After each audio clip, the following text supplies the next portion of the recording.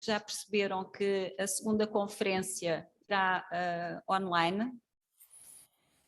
O professor Miguel Santos Guerra não está, infelizmente não pode estar aqui conosco. Eu vou fazer uma breve apresentação do conferencista que se segue. Esta conferência tem por título Avaliação e Meta-avaliação de Escolas, o caminho da melhoria, em português. Antes de apresentar o professor Miguel Santos Guerra, quero partilhar convosco a minha satisfação em tê-lo como conferencista deste seminário, ainda que virtualmente. Quando em 2007 comecei a colaborar com a Inspeção-Geral de Educação na avaliação externa das escolas, a minha preocupação era sobretudo conhecer mais sobre o assunto. Se fosse hoje, iria certamente, agarraria num computador e iria à internet fazer pesquisas. Na altura, em 2007, dirigi-me a uma livraria e procurei livros sobre o tema. Não encontrei muita coisa, mas encontrei alguns. E houve dois que chamaram a atenção. Foram os primeiros que li, impelida pelo título. Um é Uma seta no alvo, a avaliação como aprendizagem. Diz-me como avalias, dir-te-ei quem és, como profissional e como pessoa. É este livro, um livro de 2002. Um outro também que me suscitou bastante interesse, tem por título Tornar visível o cotidiano, teoria e prática de avaliação qualitativa das escolas. Um guia teórico e prático para fazer a autoavaliação das escolas. Portanto, estou a falar de duas obras, meu estimado amigo Miguel Santos Guerra. A clareza das ideias, a simplicidade da escrita, as metáforas e as histórias de vida que entrelaçam com o conhecimento académico são marcas que o distinguem e que tornam a leitura das suas obras muito agradável. Miguel Santos Guerra é doutor em Ciências da Educação pela Universidade Complutense e catedrático emérito da Universidade de Málaga. É também diplomado em Psicologia pela Universidade de Boston e em Cinematografia pela Universidade de Valladolid. Foi professor de todos os níveis do sistema educativo. O seu trabalho tem sido reconhecido com a atribuição de diversos prémios, por exemplo, a Medalha de Ouro do Ateneu de Málaga, recebido em 2015. É autor de numerosos livros, 80, por exemplo, como autor único ou coordenador, e também numerosos artigos em revistas especializadas e capítulos de livros sobre organização escolar, avaliação educativa, direção escolar, educação, género e formação de professores. Tem participado em eventos científicos em diversos países da América Latina, do Chile, México, Argentina, Colômbia, Venezuela, Bolívia, Uruguai, Brasil, Equador, entre outros, mantendo fortes ligações com alguns destes países. Por exemplo, é padrinho pedagógico de 10 escolas na Argentina. Haveria muito mais coisas para dizer, mas o tempo agora será para ouvirmos o professor Miguel Santos Guerra. Termino ainda dizendo que ele possui um blog que recomendo vivamente, que se chama El Adarve. E, professor Miguel Santos Guerra, peço-lhe desculpa por este ligeiro atraso, penso que podemos começar. Boa tarde, encantado de estar con vosotros, aunque lamento mucho no poder estar ahí, vernos, abrazarnos, retroalimentarnos, pero no ha sido posible. Muchas gracias por la invitación, Isabel, el Departamento de Pedagogía, porque me va a permitir compartir este encuentro, algunas ideas, algunas experiencias, algunas propuestas, algunos peligros. Y yo recuerdo una leyenda persa muy hermosa que dice: al comienzo de los tiempos los dioses repartieron la verdad dando a cada persona un trocito. Para reconstruirla hace falta poner el trozo de cada uno. Y yo humildemente, esta tarde vengo a poner mi pequeñito trozo y os insto a que todos en el Congreso y en la vida pongamos nuestra parte de verdad. Verdad y comunicación serían las dos caras de la misma moneda. Pero gracias especialmente a todos los que me estáis escuchando. Gracias por vuestro tiempo, por vuestro interés, por vuestra preocupación por aprender, por mejorar las prácticas de la evaluación. Quiero compartir con palabras que sean, ante todo, inteligibles. Dice Parker J. Palmer en un hermoso libro titulado El coraje de enseñar, que algunas veces los que enseñamos estamos más preocupados por demostrar cuánto sabemos que porque los que nos escuchan aprendan. Y alguna vez hemos salido de alguna conferencia diciendo: este señor sí que es una eminencia, no le he logrado entender ni una palabra. Y quiero que sean palabras motivadoras, que movilicen no solamente la inteligencia, sino que impulsen el corazón para trabajar, para mejorar la evaluación. Hace poco he publicado un libro titulado Evaluar con el corazón. Evaluar con el corazón. Quiero que sean palabras también amenas.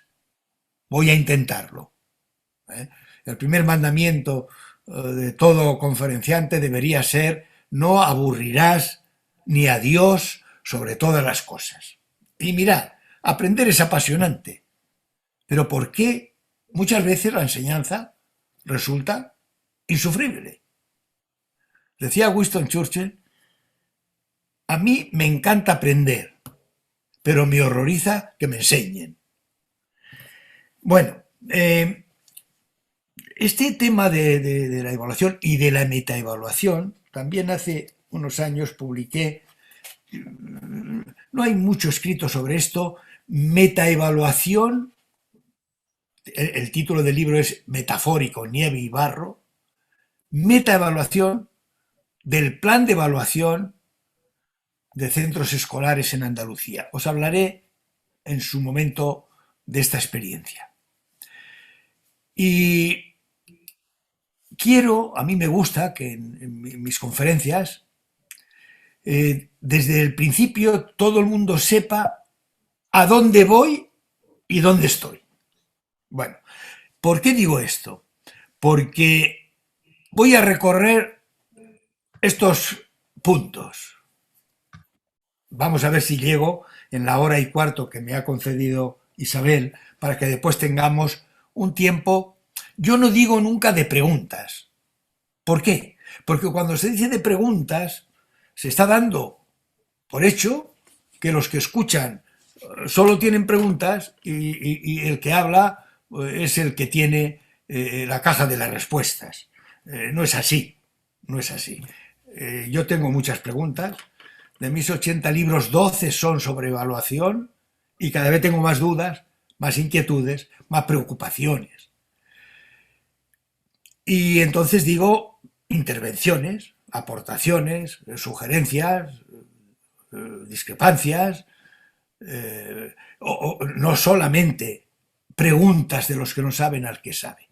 Bueno, entonces, cuando estemos en el 7 sabemos que quedan 6, cuando estemos en el 4 sabemos que quedan 9.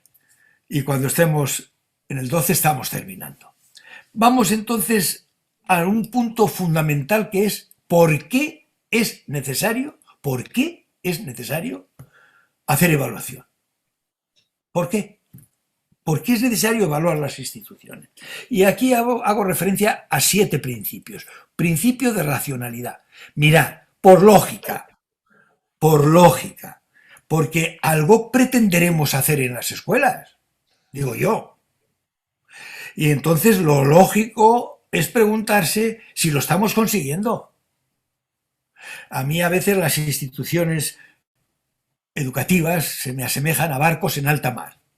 Toda la tripulación extenuada, trabajando en las máquinas, en la limpieza, en las cocinas, todos extenuados de actividades. Pero cuando alguien pregunta ¿hacia dónde va el barco?, algunas veces la contestación que oiremos es no lo sabemos, estamos muy ocupados. Bueno, y si con toda esa actividad el barco se está dirigiendo al abismo, si está dando vueltas en círculos concéntricos sin avanzar hacia ninguna parte, si está camino del abismo, no hay viento favorable para un barco que va a la deriva. Dicho de manera más lapidaria, no hay nada más estúpido que lanzarse con la mayor eficacia en la dirección equivocada. Queremos que de las instituciones pues salgan personas solidarias, críticas, compasivas, pero la pregunta hay que hacérsela de manera eficaz. ¿Salen así? Yo muchas veces me pregunto, si todo el conocimiento que se adquiere en las escuelas, en las universidades, sirviera para cómo dominar, explotar y engañar mejor al prójimo, más nos valdría cerrarlas. Fueron médicos muy bien preparados, ingenieros muy bien formados, enfermeras muy capacitadas en su oficio, los profesionales que diseñaron las cámaras de gas en la Segunda Guerra Mundial. Sabían mucho, pero sus víctimas maldijeron la institución, el momento y la evaluación que acreditó que habían aprendido. En todas las instituciones educativas del mundo debería aparecer este lema: aquí tenemos que formar no a los mejores del mundo, sino a los mejores para el mundo. Bueno, por un principio de responsabilidad. ¿Os imagináis un quirófano del que salga un cadáver tras otro y en el que nunca se pregunten ¿pero aquí qué pasa? O que cuando se dice ¿aquí qué pasa?, la respuesta sea es que los organismos de los pacientes no resisten las extraordinarias operaciones que hacemos los médicos. La responsabilidad exige un análisis riguroso del quehacer de esa institución. Principio de colegialidad porque estamos hablando de un proyecto compartido, de un proyecto de escuela, de un proyecto de una institución. Principio de profesionalidad porque va a ser ese el camino de ser mejores profesionales, y por un principio de perfectibilidad de la institución porque va a ser esa la principal estrategia de mejora.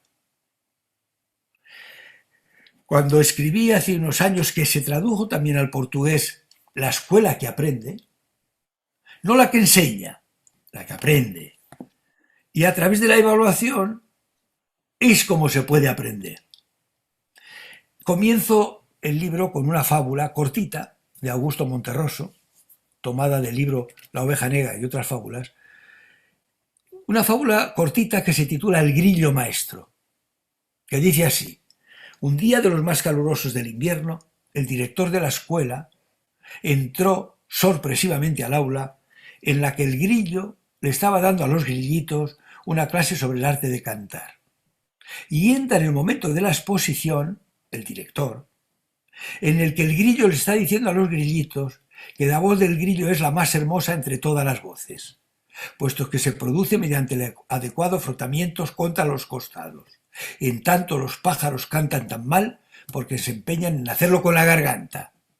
Evidentemente el órgano menos indicado para emitir sonidos dulces y armoniosos. Y acaba así.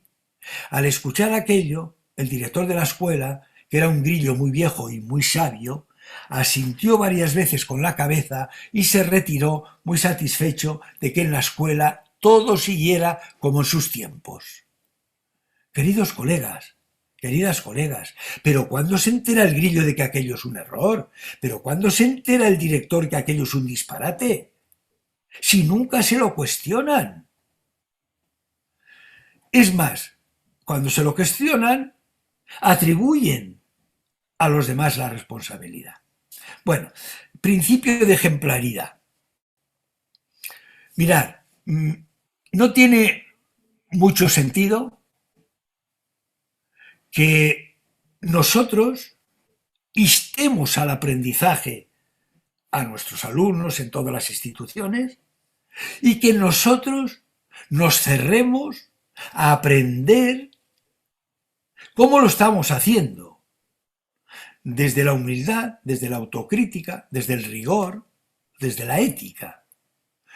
No me olvidéis esto, queridos colegas, queridas colegas portugueses. El ruido de lo que somos llega a los oídos de nuestros alumnos y de nuestras alumnas con tanta fuerza que les impide oír lo que decimos. Por eso yo digo que no hay forma más bella y más eficaz de autoridad que el ejemplo. Los alumnos aprenden a sus maestros, no solo de. Y a mí me parece que esto es muy importante, porque claro, una institución que se cierra a aprender no está dando el ejemplo para que los demás aprendan, para que los demás deseen saber, para que los demás busquen la verdad. Voy a pediros colaboración en un segundo nada más, no voy a utilizar más tiempo.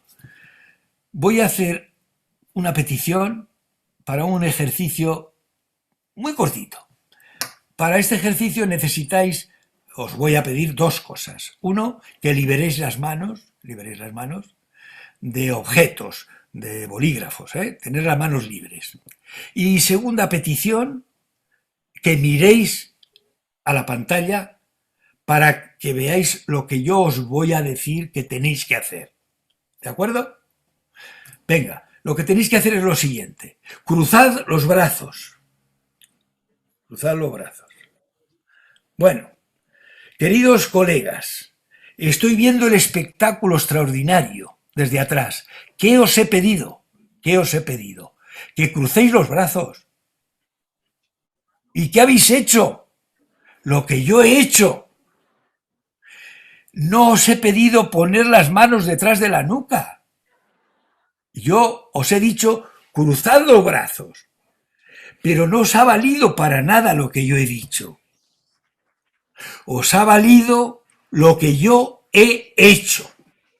Lo que yo he hecho.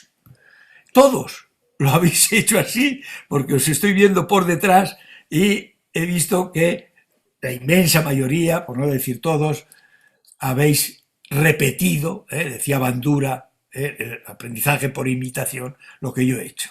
A mí me gusta mucho contar historias. Un señor tiene un huerto, vende frutas. Un día está cenando en su casa y oye ruidos. No hay viento, no hay lluvia, no hay tormenta y oye ruidos. Sale con una linterna, es de noche, y ve un movimiento en un árbol. Enfoca con la linterna y ve que hay un joven que está robando. Y le dice, bájate ahora mismo. Devuélveme lo que me ha robado. Es el pan de mis hijos. El chico baja, le da el saco con la fruta. Y el señor, el dueño, le dice, toma mi móvil y marca delante de mí el número de tu padre y le vas a explicar delante de mí lo que estabas haciendo. Pero el chico, en lugar de tomar el móvil y marcar el número, mira para arriba del árbol y dice, papá, baja, que aquí hay un señor que quiere hablar contigo. Ese padre, cuando baja del árbol, ¿le puede decir al hijo, no se roba?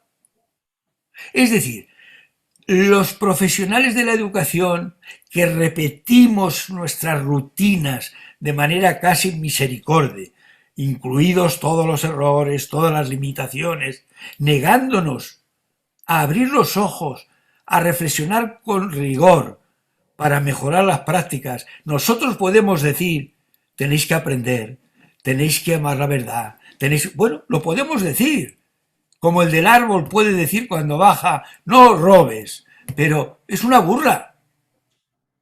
Y el último principio que quiero plantearos es el principio de felicidad. Si hacemos un trabajo compartido, si hacemos un trabajo riguroso, si hacemos un trabajo comprometido, si nos esforzamos de una manera colegiada para ser mejores, seremos más felices. Afortunadamente, ese es el camino. Segundo punto, ¿para qué hacemos evaluaciones? ¿Para qué? ¿Cuál es la finalidad? Porque hay finalidades muy ricas, hay finalidades muy pobres, hay finalidades estériles, es decir, que a veces se evalúa para perder el tiempo, es decir, para decir que estamos evaluando. Pero no vale para nada. Para nada. Y también hay finalidades espurias. Se evalúa para controlar, para torturar, para dañar, para humillar, para comparar. Mirad, si yo os preguntase de estas funciones posibles de la evaluación, puede haber más, ¿eh? Si yo dijese, ¿cuál que consideráis que es la más valiosa de todas? ¿Para qué habría que evaluar las instituciones? Y os dijese, elegid una, la más valiosa, la más valiosa. Bueno, y os voy a pedir que en el chat escojáis la función que consideréis de más importancia, de más calidad, de más intensidad, de más valor. ¿Cuál sería de esas funciones o de otras que imaginéis, que no estén ahí, cuál sería la más deseable, la más importante? Bueno, estoy viendo el chat, todavía nadie se ha pronunciado. Leer las funciones, las finalidades posibles y decir, si tuviera que elegir una, ¿cuál elegiría? Conhecer. Melhorar.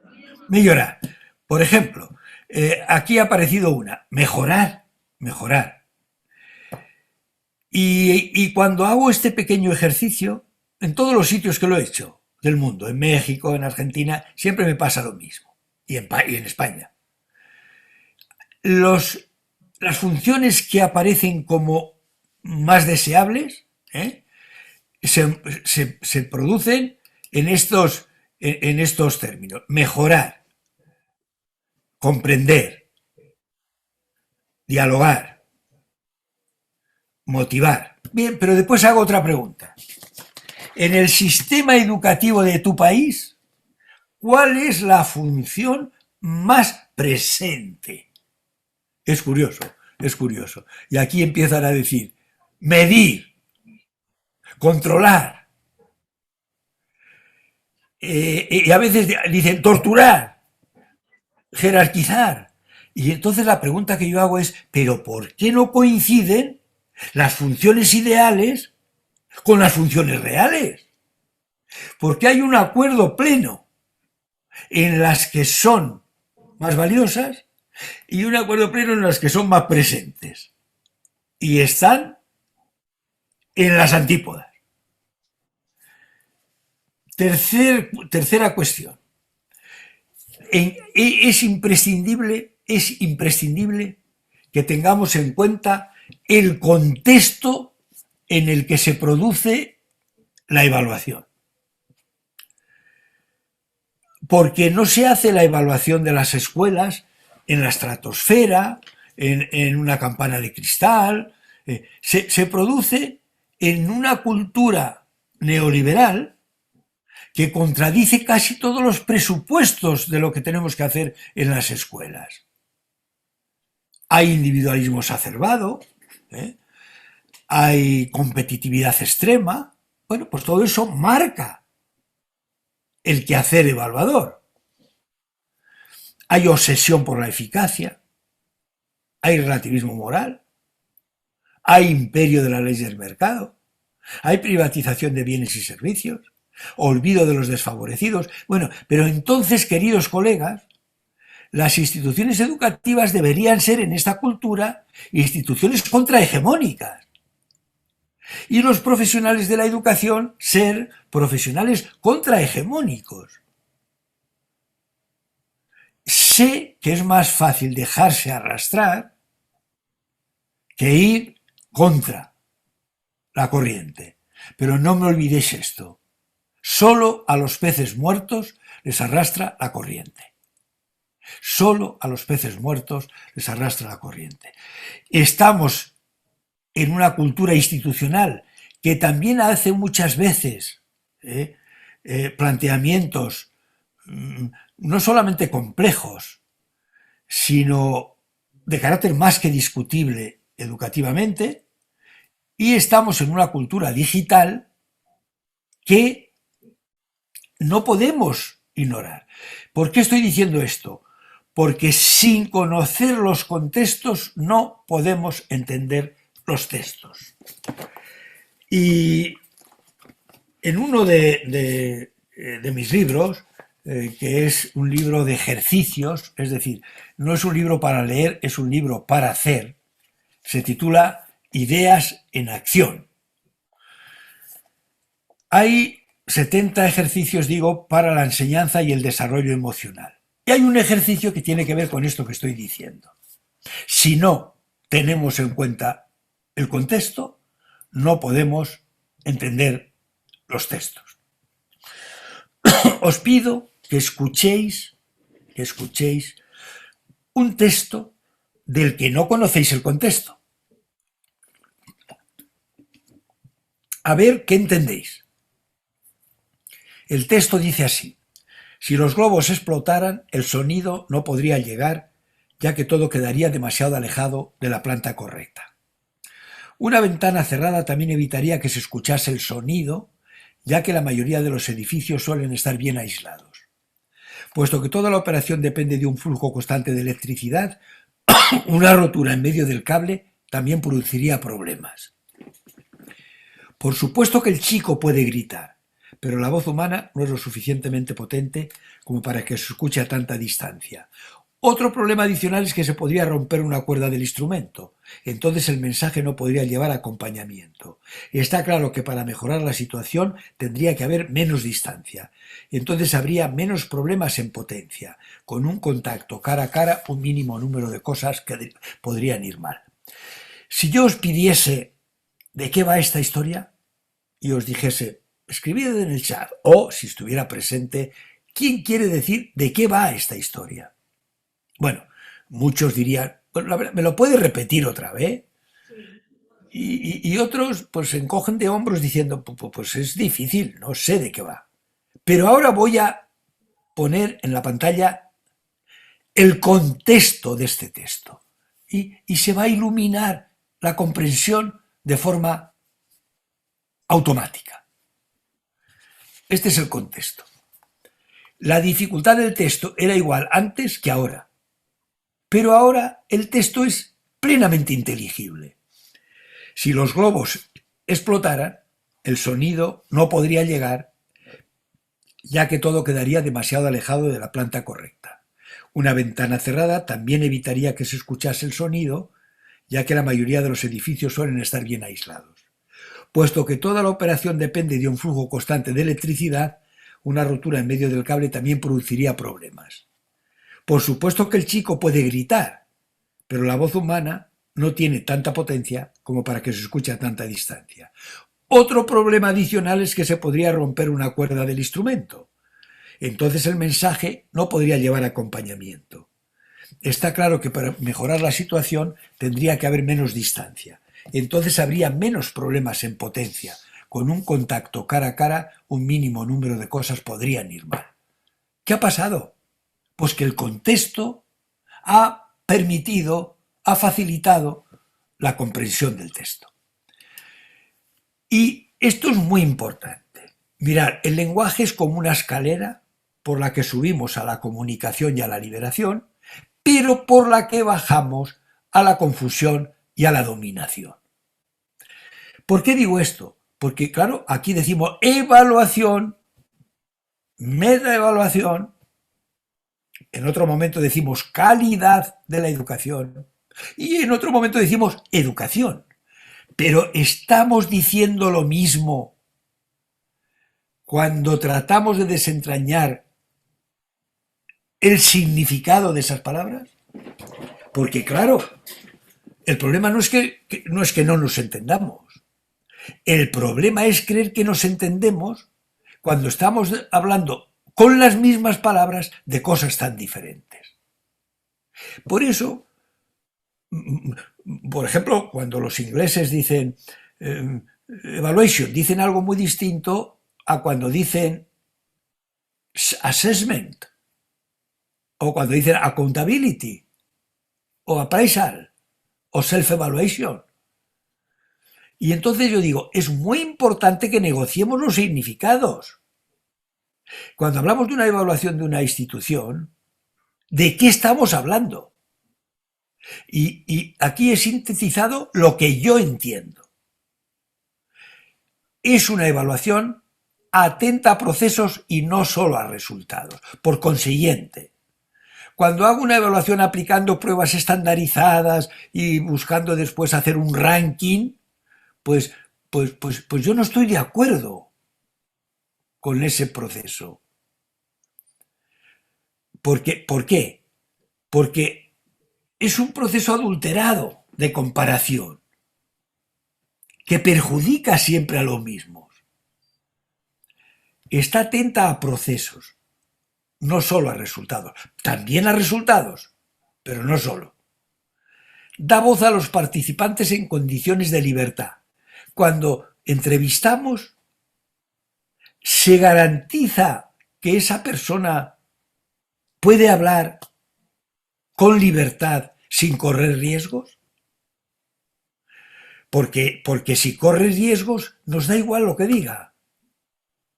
Decía un empresario, a mí me gusta que mis trabajadores me digan la verdad, aunque eso les cueste el puesto.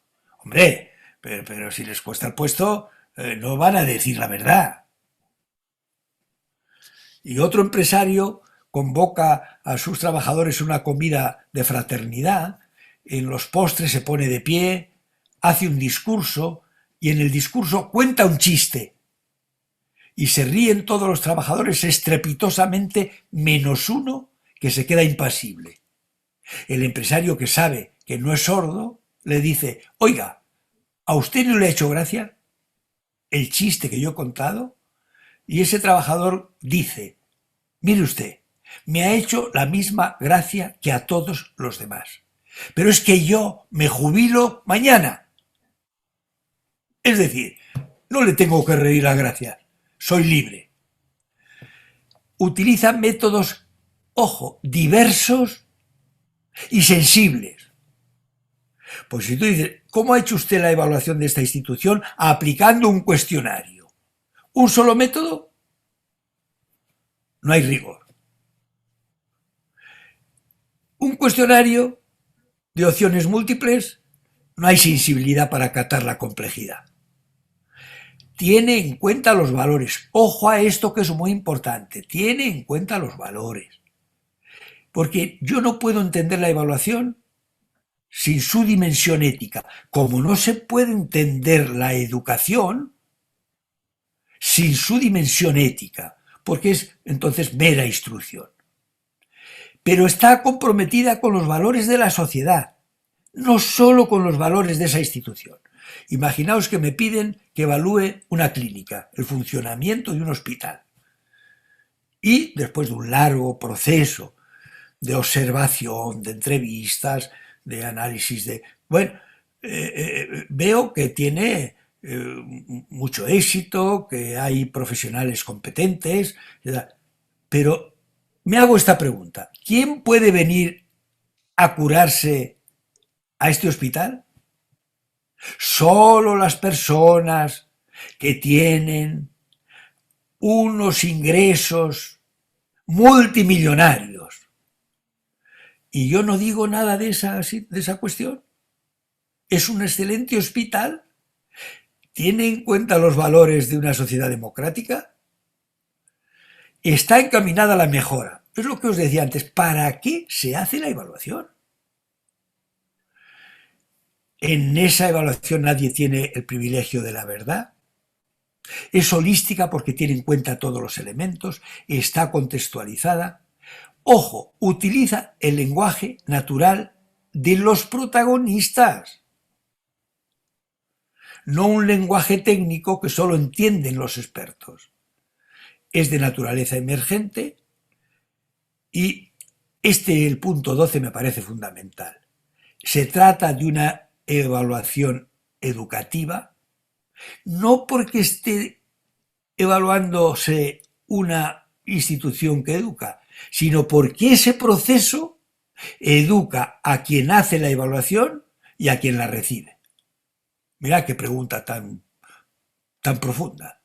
¿La evaluación que hacemos educa al que la hace?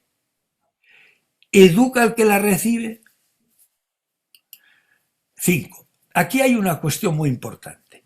¿Quién toma la iniciativa de que hay que hacer esa evaluación? Y aquí he ordenado 4 posibilidades de menor potencia para la mejora a mayor.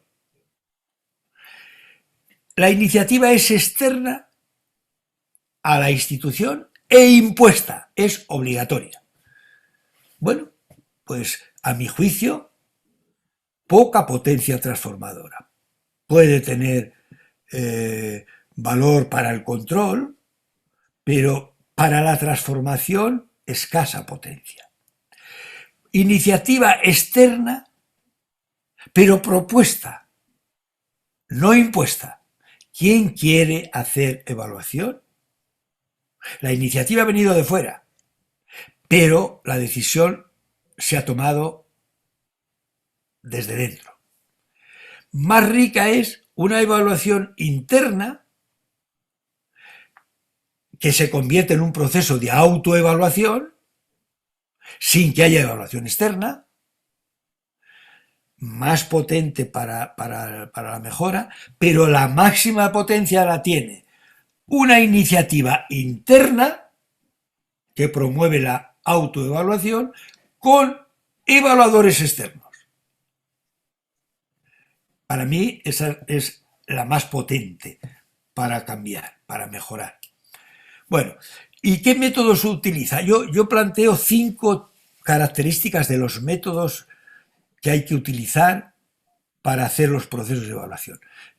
Tienen que ser diversos, no un solo tipo, porque cada método condiciona el rigor de la información que produce.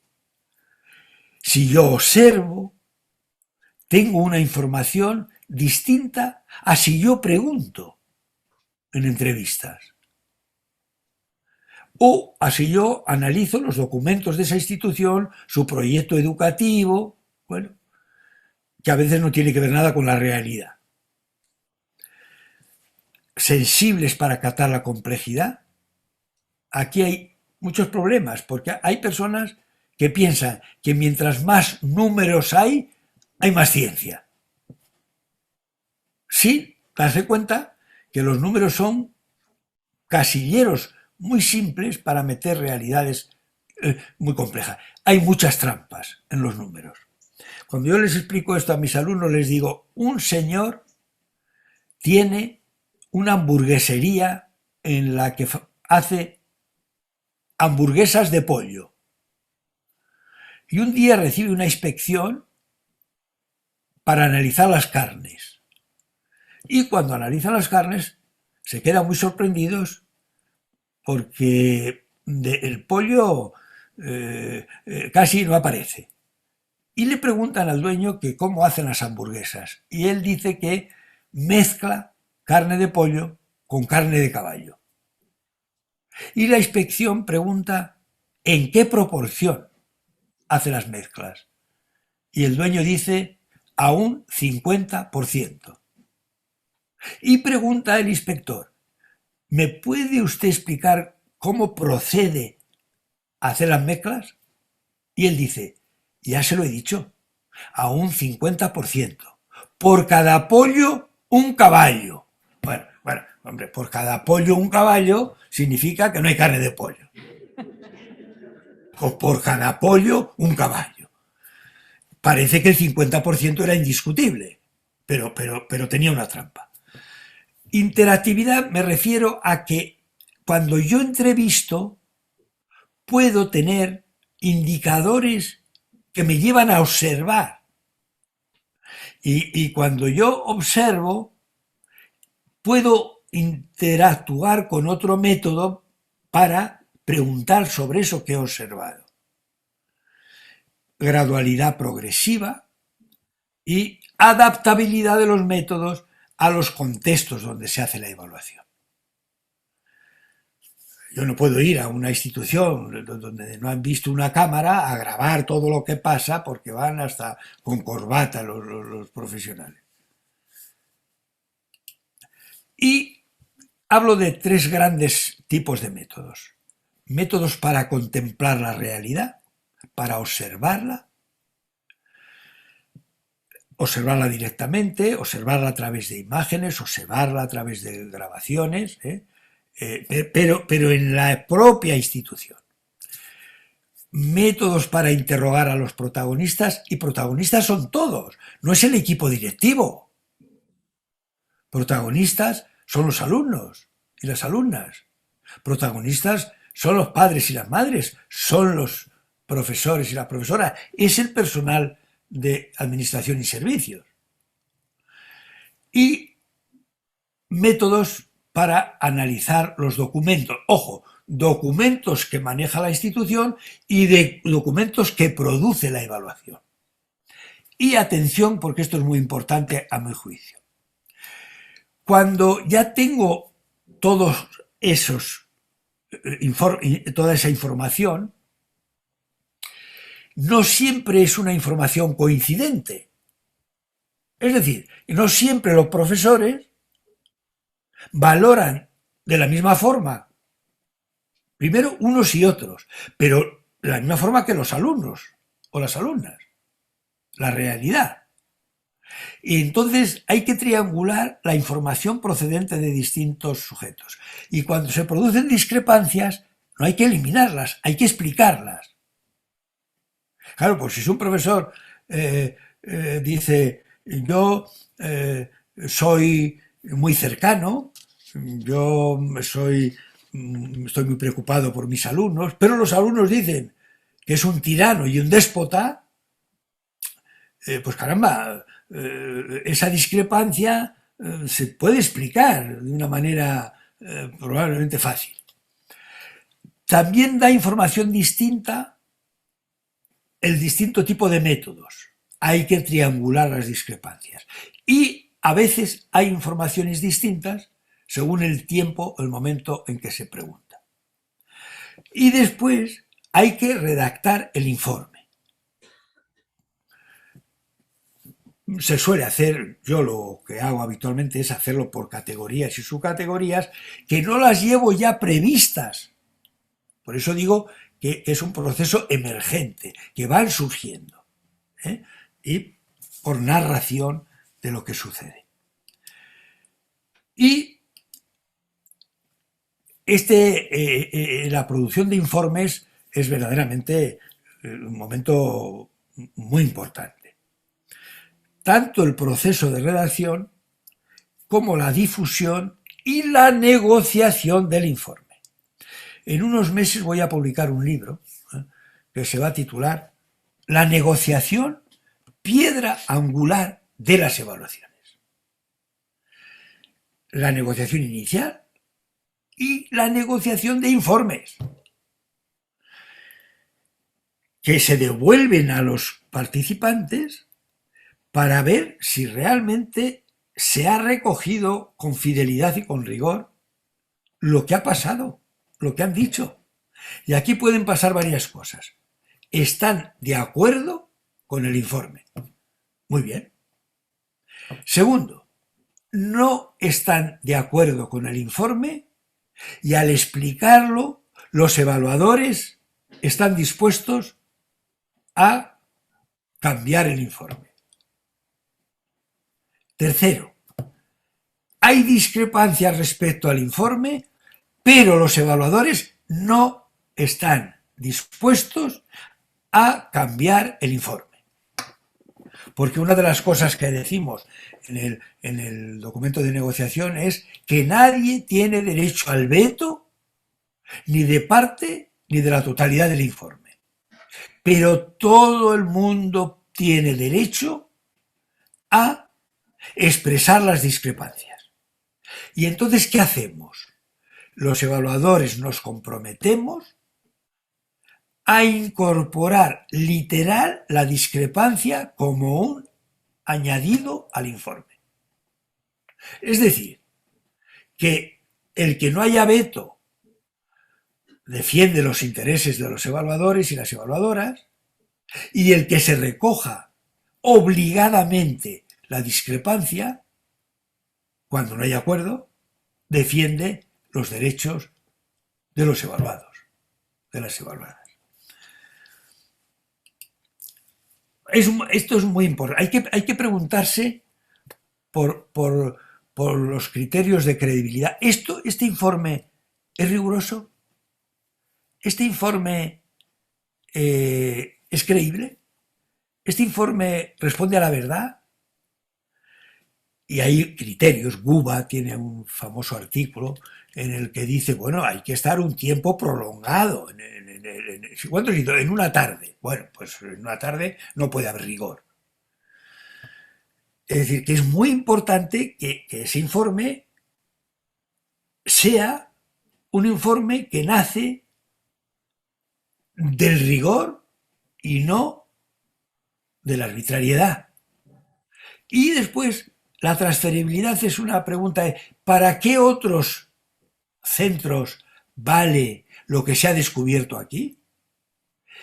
¿Qué similitud hay entre esos contextos? Y también ahí aplicamos criterios para ver la transferibilidad. Bueno, muy importante es la metaevaluación, muy importante. La metaevaluación, que es la evaluación de las evaluaciones. ¿Y por qué es importante? Primero, porque permite aprender. Segundo, porque permite mejorar la evaluación. Tercero, porque nos hace responder a la pregunta sobre el rigor. Y muy, muy importante, la ética. Y aquí voy a detenerme un poquito porque quiero decir algo que creo que es muy importante. Vamos a ver. Mirar a esta flecha, la llamo yo la flecha morada, la flecha ética, la flecha ética. Si el poder encarga la evaluación al equipo de evaluadores y los evaluadores devuelven los informes al poder sin que la ciudadanía se haya enterado de nada, ¿qué pasa con lo que hace el poder con los informes? Pues puede pasar de todo. ¿Qué pasa si lo quieren silenciar? Pues lo silencian. Si los evaluadores y las evaluadoras hacen piña con el poder, pues los resultados de la evaluación no interesan, pues no se publican.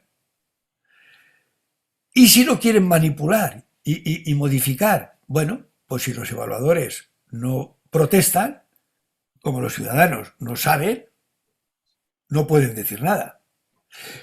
Pero si se les han entregado los informes a los ciudadanos y a las ciudadanas, cuando se manipula el informe, dicen, alto ahí.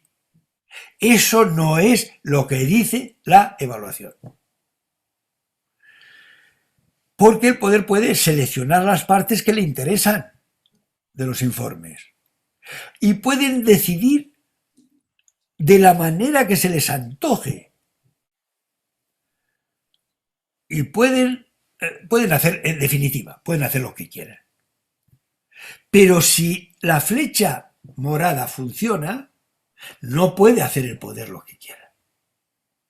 Voy a contaros dos ejemplos en los que yo he participado, en que este esquema pues ha sido verdaderamente eficaz. Me llamaron de Bolivia para hacer la evaluación de medio término de una reforma educativa.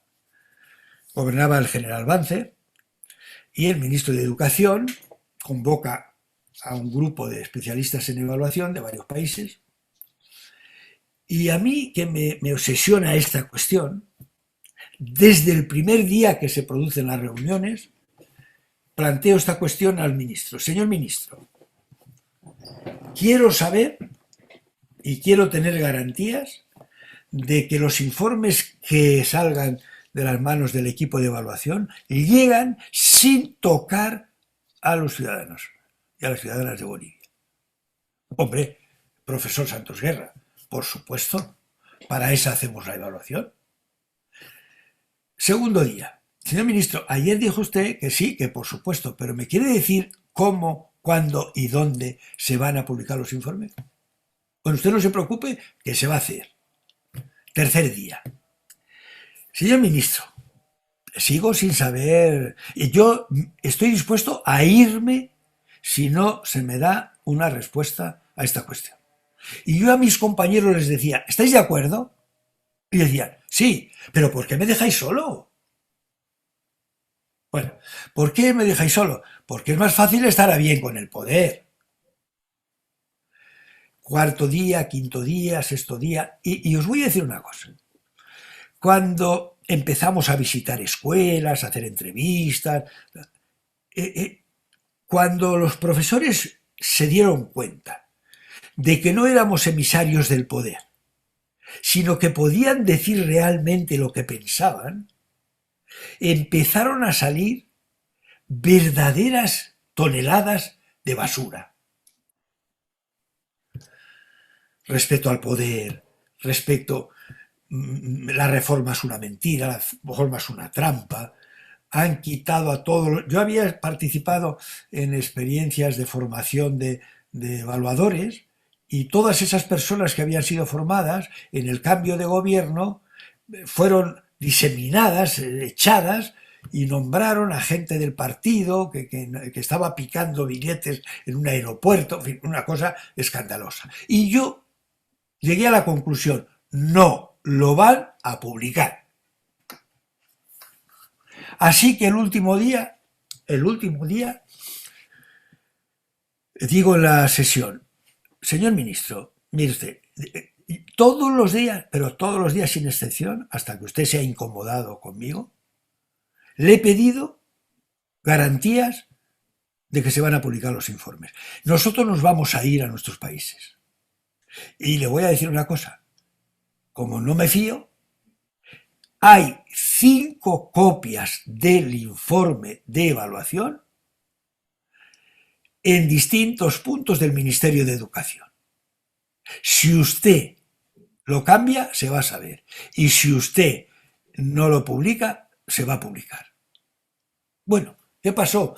Pues como si hubiera puesto una bomba debajo de la mesa y estallase todo.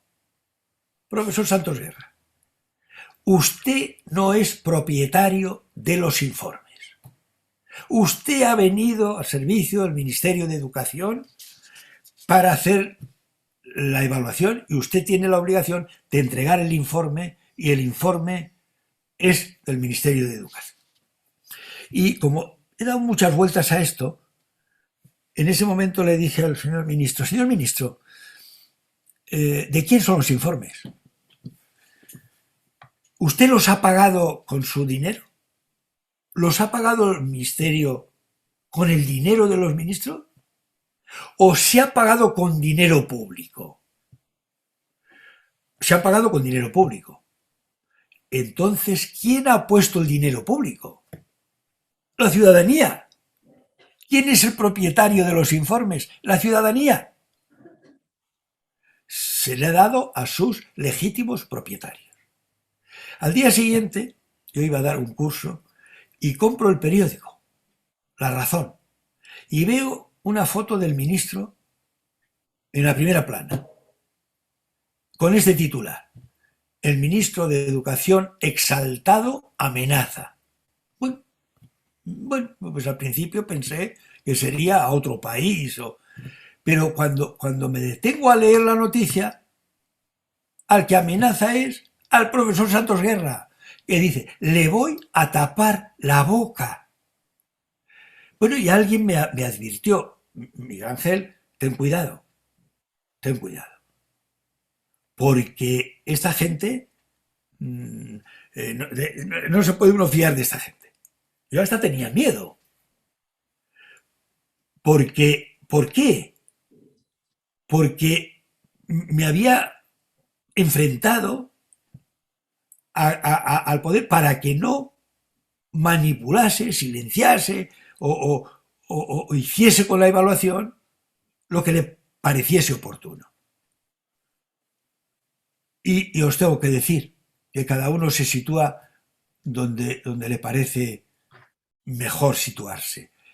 Pero de la misma manera que el poder a mí me tachó con una cruz, recibí muchos escritos de profesores de Bolivia que me dijeron: muchas gracias, profesor Santos Guerra, por defender nuestros derechos y por defender la ética de la evaluación.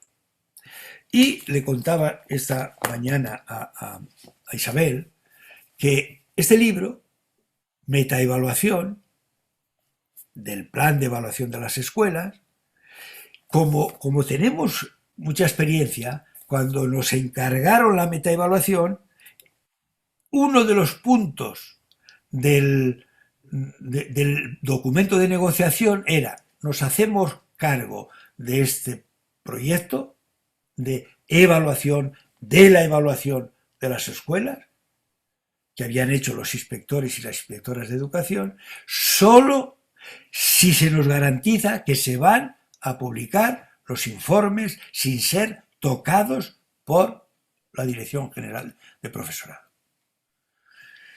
Y tardamos en conseguirlo, porque la directora general decía: hombre, por encima de mí está el consejero, por encima de mí está el presidente, y yo le dije: habla con ellos, y si tú no puedes comprometerte, no pasa nada, nosotros no lo hacemos. Pero si lo hacemos, tiene que ser con esa condición.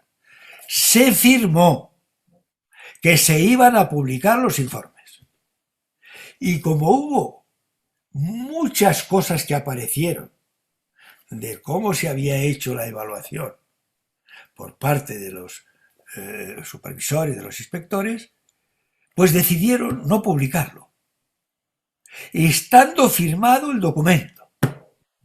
Y yo llamaba: ¿cuándo se van a publicar? Este año no, porque no hay presupuesto, es el año del Quijote y todos los presupuestos bueno, esperemos que pase el año del Quijote. Al año siguiente me preguntan: ¿podemos hacer un resumen? No hay un resumen, hay un informe.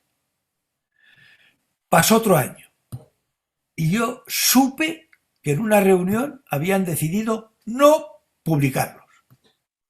Y entonces llamé a la editorial Eduforma de Sevilla y le dije: aquí hay una información interesante desde el punto de vista intelectual, pero hay una cuestión ética de la que quiero hablaros y que hace indispensable la publicación de este libro. Y en el prólogo explico el problema. Cuando se entera la Dirección General de que el libro está en imprenta, me llaman y me repiten la historia del ministro de Bolivia. Profesor Santos Guerra, ¿va a publicar el libro? Sí. No lo puede usted hacer. ¿Cómo? No lo puede usted hacer, porque el informe no es suyo. La misma historia. Se edita el libro y se hace una presentación muy con mucha envergadura, pues por la publicidad, como había habido un conflicto. Invitan a las autoridades, invitan a la inspección y no va nadie. Yo estaba deseando tener un debate, pero voy a deciros algo que me pasó con el poder. El día que se presentaba el libro, quien había tomado la decisión de no publicarlo, me envía una carta diciendo: profesor Santos Guerra, enhorabuena por la publicación de este libro sobre metaevaluación, que es el primero que aparece en España sobre este tema. Una carta que tengo guardada bajo llave. Bajo llave. Bueno, vamos a ir cerrando. Esto voy a saltarme esta cuestión. Y hay algunas dificultades para que este proceso llegue a buen término. Hay dificultades. La lógica de autoservicio, para mí, es una de las dificultades importantes. ¿Qué es la lógica de autoservicio? Es un mecanismo que hace hablar a la realidad para que nos dé la razón. Entonces, puede ser en el funcionamiento de la institución, puede ser en la evaluación de los aprendizajes de los estudiantes, puede ser en la evaluación de un sistema. Es decir, para seguir haciendo lo que queremos, para seguir defendiendo nuestros intereses, hacemos hablar a la realidad y no nos cuestionamos nada. Si esta institución, visitando una escuela normal de México, de formación de docentes, me acompaña la directora y me dice: mira, Miguel Ángel, esta es era un busto que había en una escalera imperial, un busto, la cabeza de una mujer, y me dice: esta es una exalumna de la escuela, una mujer que fue una prócer, una lumbrera, que me está diciendo: somos tan buenos que tenemos exalumnas de esta talla. Pero si ese día yo leo en la prensa que 5 exalumnos de la Escuela Normal de Capurruá han cometido un asesinato múltiple, no dicen: somos muy malos en este centro, no sabemos educar. No, la prócer es fruto de nuestro esfuerzo y de nuestra inteligencia y de nuestra competencia profesional, y el asesinato de nuestros exalumnos es fruto de que son unos desgraciados y no hacen caso a nuestras enseñanzas. Sobre la lógica del autoservicio, hay un libro de 2 filósofos estadounidenses, dos genios, que hacen una historia de la filosofía con anécdotas magníficas. Y cuando hablan de la lógica de autoservicio, los filósofos se llaman Klein y McCachar, y el título del libro es Platón y un ornitorrinco entraron en un bar. Y cuando hablan de la lógica del autoservicio, cuentan que a un pub de Dublín llega un cliente y dice: póngame 3 cervezas, pero está él solo. Y el camarero se sorprende de que pida 3 habiendo 1, pero se las sirve pensando que se habrán retrasado y estarán aparcando. Se las sirve y ve que bebe un poco de una, la deja, un poco de otra y un poco de la tercera. Vuelve a la primera, bebe otro poco, vuelve a la segunda, y el camarero está intrigado. ¿Por qué bebe así?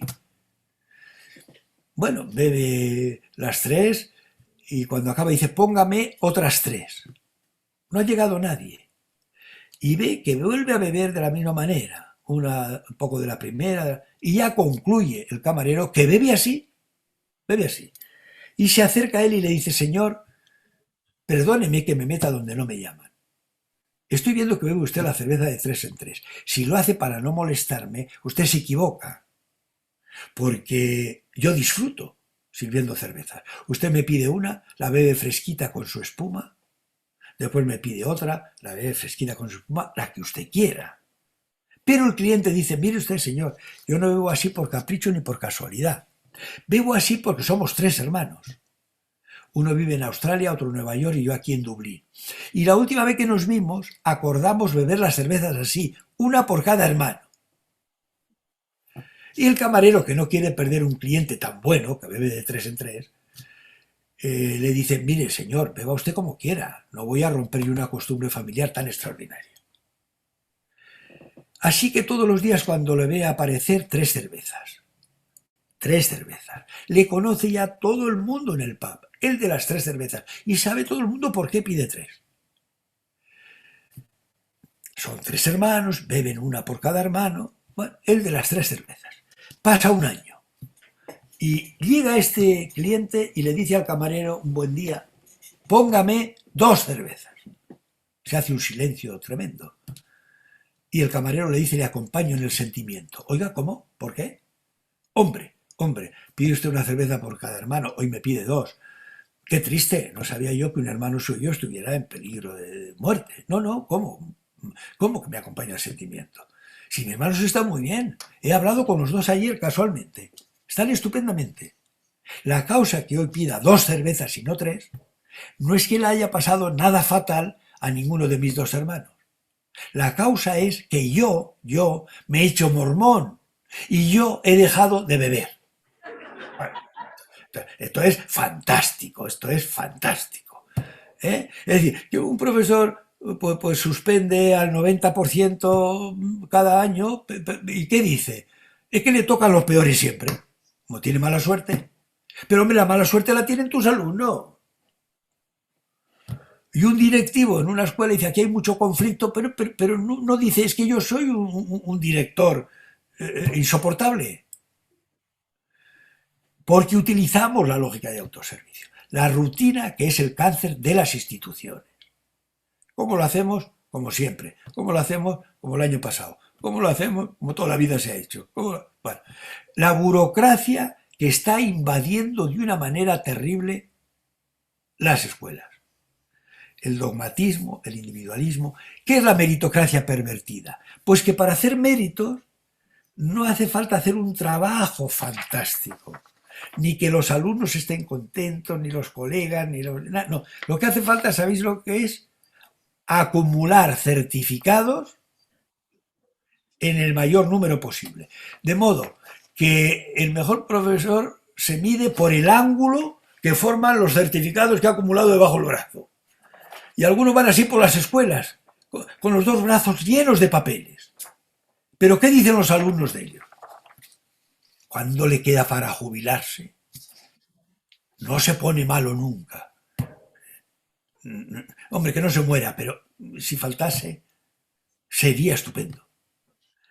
Las malas condiciones, la pereza que responde a este lema, pudiendo no hacer nada, ¿por qué vamos a hacer algo? El pesimismo, el fatalismo y la fagocitosis de los innovadores. ¿Qué es la fagocitosis? Mirad, es un mecanismo que acaso se dé en vuestras escuelas, yo lo he visto muchas veces, es que el profesor A le propone al B, vamos a hacer un proceso de evaluación para comprender, para reflexionar, para tomar decisiones, pero el B no sabe argumentar que lo que él propone, que es no hacer nada, es mejor que lo que propone el A. Y entre los dos veis que hay un signo mejor que. Como no acepta ni puede desmontar el signo, sí puede fagocitar y destruir a la que hace la propuesta. Y entonces hay una serie de rayos, yo he descrito 25, pero aquí solo 5. 1. No le hagas caso a la que tiene problemas afectivos. No es que quiera hacer mucho por la escuela, es que está tarado. Está tarado. No tiene hijos, está separando, lo que sea. Segundo rayo, ¿para qué lo quieres hacer? Y como no ve intenciones nobles, le atribuye intenciones torcidas. Quiere sobresalir, quiere... Es decir, a Alá le pasa lo que le pasó a un soldado que dicen que cavó una trinchera tan profunda, que le declararon desertor. Otro rayo es ponerle una etiqueta maldita, no le hagas caso, que es de extrema izquierda, no le hagas caso. Bueno. Otro rayo es la edad, que puede funcionar en los dos sentidos, que el A sea un jovencito que le hace la propuesta a un veterano, o que el A sea un veterano que hace la propuesta a un B jovencito que se ha quemado y todavía no ha visto el humo. Otro rayo es la ironía, que te van a hacer un monumento, te van a dedicar una calle. En Argentina dicen, te van a dar la tiza de oro. Bueno, ¿qué pasa? Que por allí están también el C, el D, el E. ¿Quién es mi modelo aquí? Hombre, mi modelo es el B. No está tarado, no es un prófugo, ha aprendido de las experiencias, no es un joven iluso, no quiere que le hagan un monumento. Voy a deciros una cosa. Sed A y jubilaros de A. Razón fundamental. Vais a ser más felices. ¿Y qué hacemos con los B? Tratar de que también lo sean. Pero como alguno no se va a dejar, los A siempre pueden hacer lo que decía Voltaire. No hay mayor venganza sobre nuestros enemigos que la de que nos vean felices.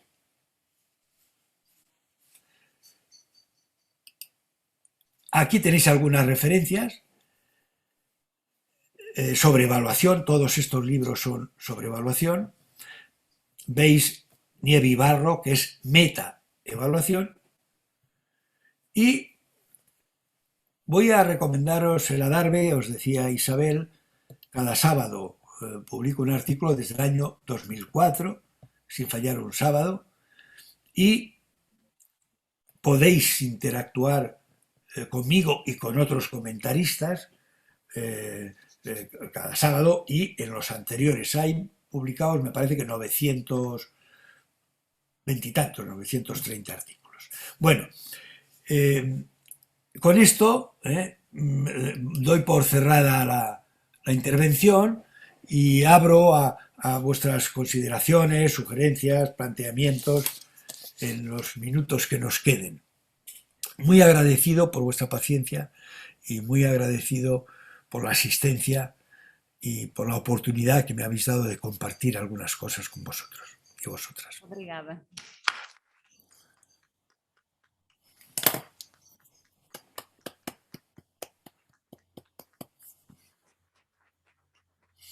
Temos então agora ainda alguns minutos para podermos colocar questões, fazer comentários, conversar com o nosso conferencista. Quem é que quer ser o primeiro ou a primeira?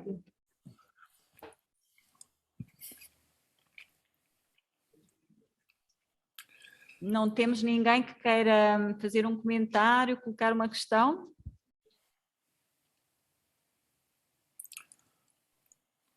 O público está muito tímido. No hay que tener nunca miedo al silencio, porque acaso es cuando estamos todos pensando por primera vez. Sí te voy a pedir, Isabel, como te dije, Sí. que antes de terminar pueda disponer de 3 minutos Sí. para hacer el regalo prometido Ah, sim, sim. Pronto, então, a los que se han quedado hasta el final. muito bem. Ninguém foi embora, estão todos aqui desde o início. Pronto, se não há de facto nenhuma questão, nenhum comentário, porque estamos um pouco atrasados em relação ao programa, temos então os tais 3 minutos para o regalo. Muy bien. El regalo que quiero haceros, queridos colegas, queridas colegas, es contaros una historia. La historia de una manzana que soñaba con ser una estrella porque estaba muy acomplejada, muy entristecida, muy poco resignada a su condición de manzana. Ella quería ser como las estrellas que tenían luz y no como ella, que estaba apagada, quieta en la rama del manzano. Cuando el viento soplaba, la manzana que soñaba con ser una estrella le preguntaba al viento si las estrellas se movían o estaban fijas. Y el viento decía, viajan a grandes velocidades. Y la manzana decía, qué suerte, qué felicidad, qué alegría poder moverse, poder viajar a grandes velocidades. Y yo quieta en la rama del manzano. Cuando los pájaros se posaban en el manzano de día, la manzana que soñaba con ser una estrella preguntaba a los pájaros si de día las estrellas eran retiradas del firmamento y se las podía volver a colocar por la noche, porque no las veía nunca de día. Y los pájaros decían, no, de día también están, también viajan, pero la luz del sol es más fuerte y la de las estrellas es más débil, por eso no se las ve. Ah, pero qué suerte, qué felicidad, qué alegría ser una estrella. Y qué desgracia la mía por ser una manzana. Un día una familia sale al campo para comer y se cobija por azar debajo del manzano donde está la manzana que soñaba con ser una estrella. Y en los preparativos de la comida, alguien choca, se apoya en el tronco y la manzana que soñaba con ser una estrella cae al suelo. El niño de la familia que está jugando por allí, corriendo, ve la manzana y dice, papá, mamá, una manzana madura, ¿la puedo comer? Sí. ¿Y la puedo partir? Sí. Y le dan un cuchillo, le dan un cuchillo. Y el niño parte la manzana, ojo, no del rabo al hoyo como solemos partirla siempre. La parte en sentido transversal.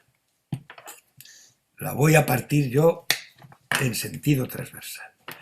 Y cuando parte la manzana, el niño grita, papá, mamá, una estrella de 5 puntas.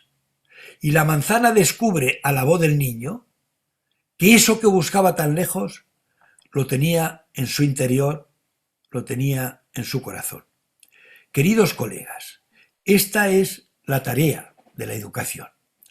Ayudar a descubrir a nuestros jóvenes, a nuestros alumnos, a nuestras alumnas, que esa estrella de la felicidad que buscan tan lejos muchas veces, en el dinero, en el poder, en la fama, en las drogas, en las cosas, esa estrella de la felicidad, si miran con cuidado, si miran con atención, la encontrarán nítida, perfecta, en el fondo de su corazón, en su interior.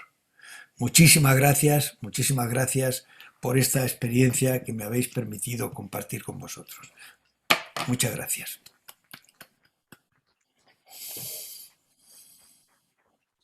Professor Santos Guerra, muito, muito obrigada. Acho que foi um belíssimo regalo para terminarmos esta excelente conferência. Agradecer mais uma vez a sua disponibilidade para partilhar connosco este pensamento e estas histórias tão inspiradoras sobre a avaliação. E pronto, agora vamos fazer o intervalo, vamos continuar com os trabalhos por aqui. Depois falamos mais tarde, está bem? Pode ser? Pode ser. Pode? Muito obrigada e até uma próxima oportunidade. Obrigada. Obrigado.